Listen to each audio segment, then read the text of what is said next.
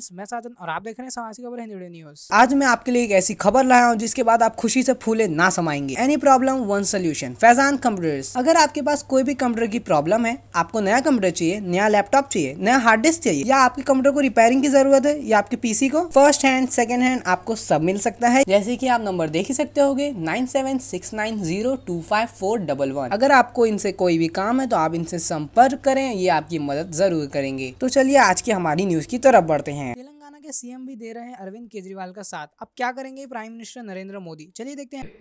हम लोग अनुरोध करते हैं मोदी जी, आप ऑर्डिनेंस विथड्रॉ कीजिए, ये अच्छा नहीं है। आप इमरजेंसी की बात ही फिर दोहरा रहे हो, वही बात ला रहे हो। देश में इमरजेंसी आने से पहले भी ऐसी स्थितियां थे।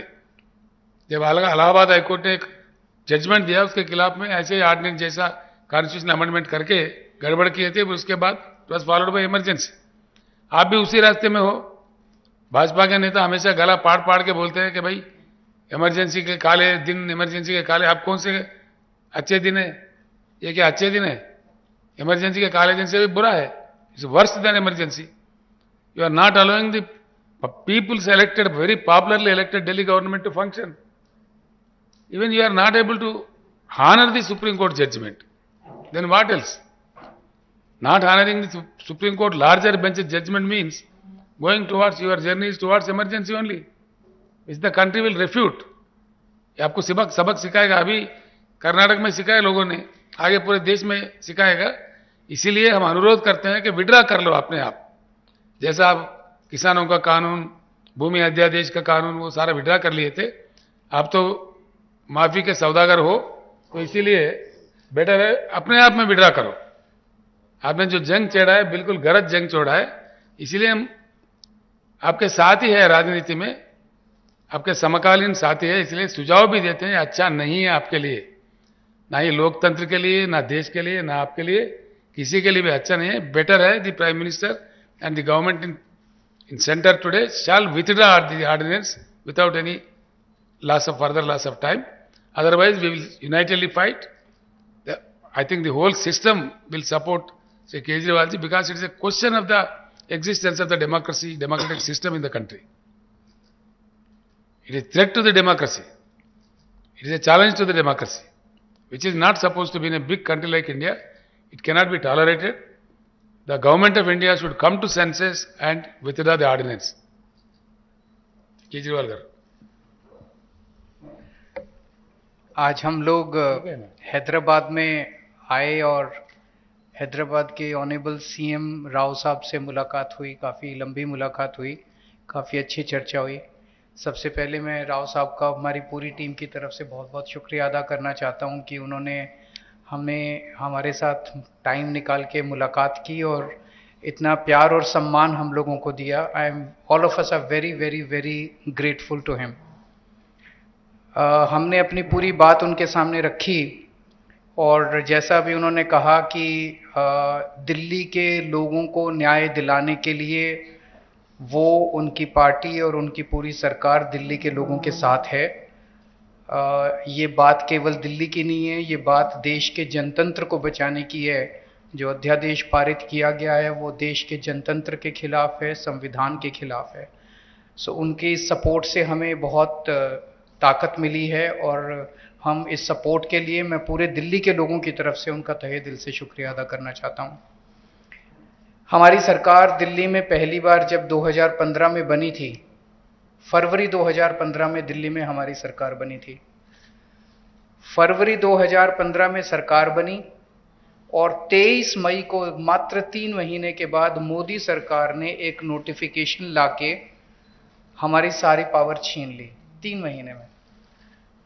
तो अब ब्यूरोक्रेसी के ऊपर, पहले हमारे से पहले शीला दीक्षित जी की सरकार थी। शीला दीक्षित जी का पूरा कंट्रोल था ब्यूरोक्रेसी के ऊपर, transfer, posting, disciplinary action, creation of new posts. So जितने सर्विस रिलेटेड मैटर्स हैं, शीला दीक्षित जी का पूरा कंट्रोल था।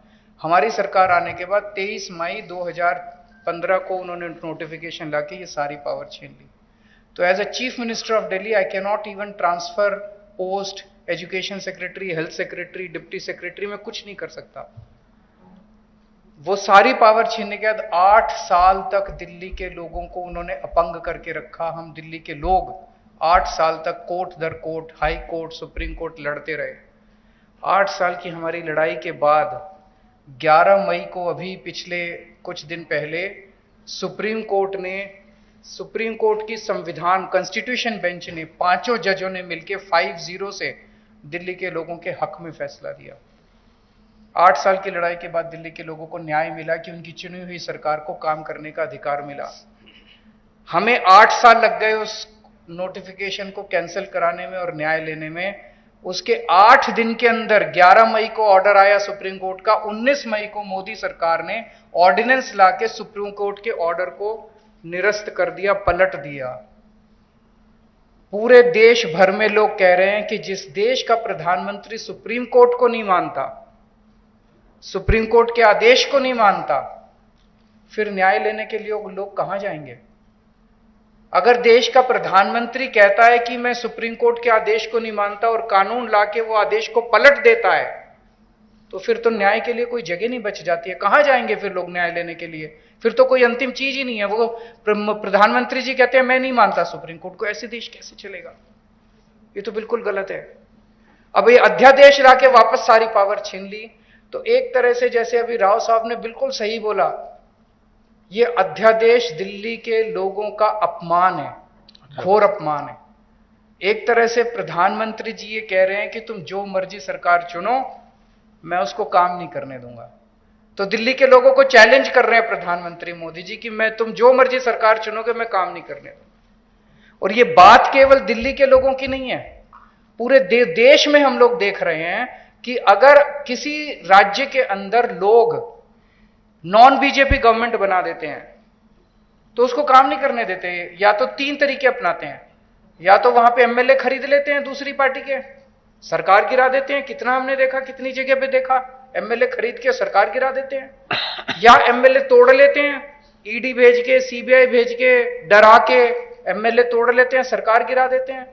या फिर ऑर्डिनेंस ले आते हैं गवर्नर के जरिए, गवर्नर का गलत इस्तेमाल करके सरकार को तंग करते हैं। जैसे आप लोगों के गवर्नर आपके बिल नहीं पास होने देते, काम नहीं करने देते उन लोगों को।